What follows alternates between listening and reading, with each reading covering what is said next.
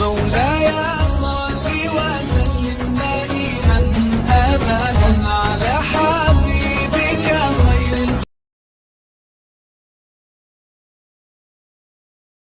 Kadang ada juga orang bertaubat, tapi bukan nyesal terhadap dosa yang dia kerjakan, malah puas katanya. Dia ngomong sama teman-temannya, saya dulu zaman muda sudah kenyang judi, kenyang zina, kenyang mabuk-mabukan, sudah puas. Sekarang tinggal benernya saja, saya sudah taubat. Taubatnya sih bagus, tapi puasnya itu yang jelek. Kenapa harus dikatakan puas? Bukan puas, menyesal. Menyesal saya dulu. Kenapa hanyut terjebak dosa? Kenapa tenggelam di meja judi? Kenapa tenggelam di minum-minuman keras? Kenapa hanyut kepada perbuatan munkar dan maksiat? Saya menyesal sekali. Menyesal diperintah dan bukan malah puas. Dari rasa menyesal ini nanti timbul hal yang kedua, yaitu berniat tidak akan mengulangi lagi perbuatan dosa. Kalau menyesal tapi masih diulangi lagi, itu belum taubat yang sebenarnya.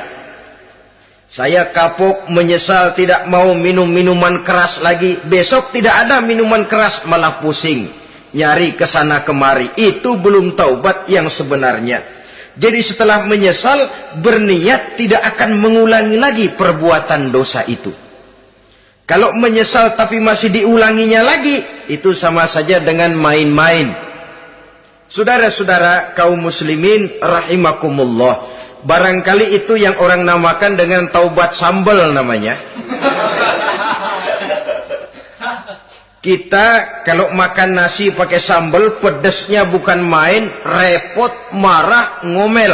Gila, sambal pedes bukan main, taubat sama sambal. Taubat sama sambal katanya. Tapi 2-3 hari kemudian dia makan lagi, nggak ada sambal, nyari. Kemarin sudah taubat, 2 hari kemudian malah nyari. Ini bukan taubat yang sebenarnya. Penyesalannya tidak diiringi dengan berniat untuk tidak mengulangi perbuatan dosa itu selama-lamanya. Saudara hadirin, kita sudah taubat, tidak mau lagi minum minuman keras. Datang teman, minum ya? Nggak mau. Kenapa? Saya sudah taubat. Yang benar, benar. Kalau dibayarin, udah. Jadi rupanya taubatnya itu cuma karena nggak ada yang bayarin. Begitu datang yang bayarin, berangkat lagi. Itu belum lagi merupakan taubat yang sebenarnya. Begitu juga kita taubat dari meja judi. Pada waktu sudah bures, bangkrut, habis-habisan, mungkin menyesal, mungkin bertaubat. Inilah akibatnya judi, rumah tangga berantakan, harta bures, anak terlantar, uang tidak ada. Taubat, saya tidak mau lagi-lagi tenggelam di meja judi. Pada saat kondisinya bangkrut, itu yang diucapkan. Tapi 2-3 hari, 4-3 minggu, 1 bulan kemudian rezekinya banyak, makmur lagi, usahanya maju lagi, lupa lagi dia kepada ucapan sebelumnya, akhirnya sedikit demi sedikit tenggelam kembali di meja judi. Ini pun belum merupakan taubat yang sebenarnya. Jadi untuk sempurnanya taubat, yang pertama menyesal terhadap dosa yang telah dilakukan, yang kedua berjanji tidak akan mengulangi lagi, kemudian yang ketiga meninggalkan perbuatan jahat itu untuk selama-lamanya. Dengan kata lain, kalau memang taubat tidak mau minum lagi, talak 3 itu minuman keras. Kalau memang niat tidak akan berjudi lagi, talak 3 itu segala macam bentuk perjudian, meninggalkan perbuatan jahat. Yang keempat, menunaikan semua fardu dan kewajiban. Sebab barangkali pada saat kita tenggelam dalam dosa, perintah-perintah Allah, jangankan yang sunnah, yang wajib saja sering kita lalaikan.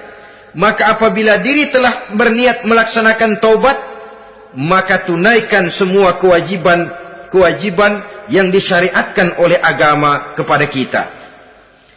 Yang kelima, meminta halal kepada para lawannya dengan termasuk mengembalikan hak milik orang lain. Ini kalau menyangkut hukukul adamiyin atau hak-hak manusia. Jadi kalau kita berdosa kepada sesama manusia, Allah belum akan menerima taubat kita kalau kita belum minta maaf kepada yang bersangkutan. Adapun kalau kita sudah minta maaf tapi yang bersangkutan tidak mau memberikan maaf, itu urusan dia kepada Allah. Urusan kita adalah meminta maaf kepada yang bersangkutan.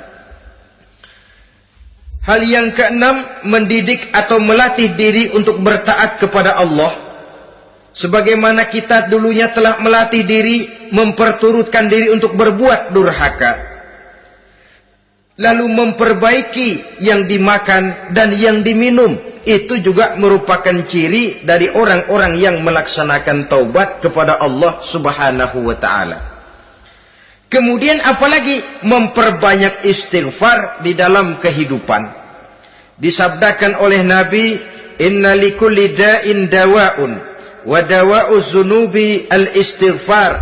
Sesungguhnya segala macam penyakit tentu ada obatnya, dan obat dari segala macam dosa adalah istighfar.